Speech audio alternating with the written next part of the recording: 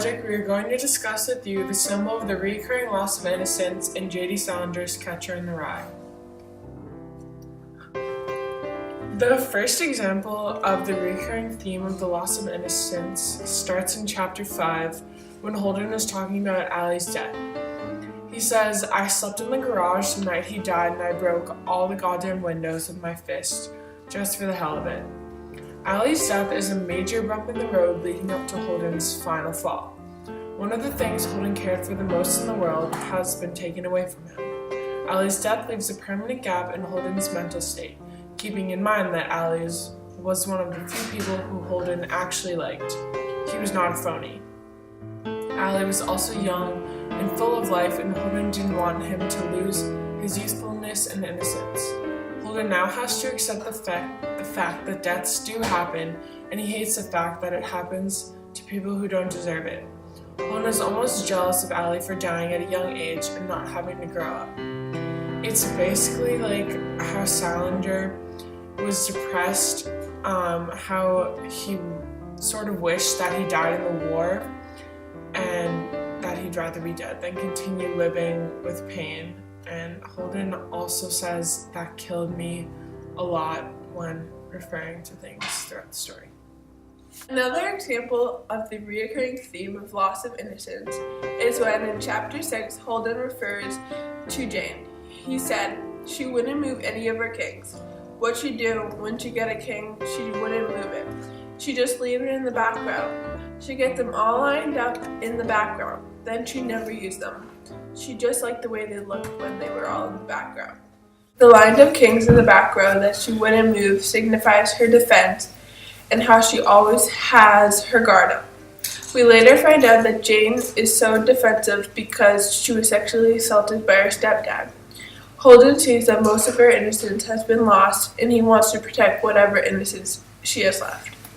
Holden questioning Stradler after his date with Jane.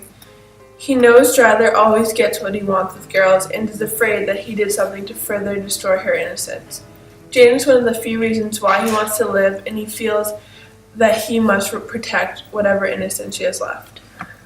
Alright, so the third example of the loss of innocence in J.D. Salinger's Catcher in the Rye is in chapter 22 on page 173. The quote begins, "And I'm standing on the edge of some crazy cliff. What I have to do? I have to catch everybody if they start to go over the cliff. I mean, if they're running and they don't look where they're going, I have to come up from somewhere and catch them. That's all I do all day. I'd just be the catcher in the rye and all. I know it's crazy, but that's the only thing I'd really like to be. I know it's crazy." Holden wants to hold the children from their adolescence so they can keep their innocence. He wants to catch them before they fall before the dangers in life. On page 115, Holden catches sight of a young boy singing, "If a body, catch a body, coming in the rye." This song foreshadows that Holden wants to be the catcher in the rye. He wants to prevent kids from seeing what he has seen. Holden always sees all the good things in life as negative, and he doesn't want the children to see things like that.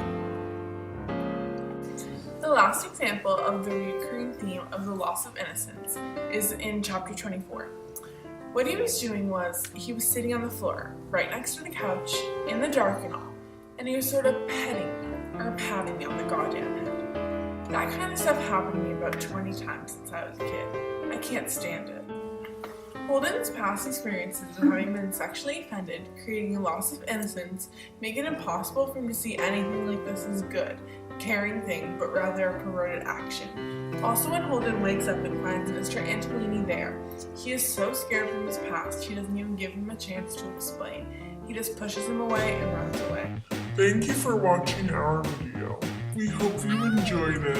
Make sure to give it a big thumbs up!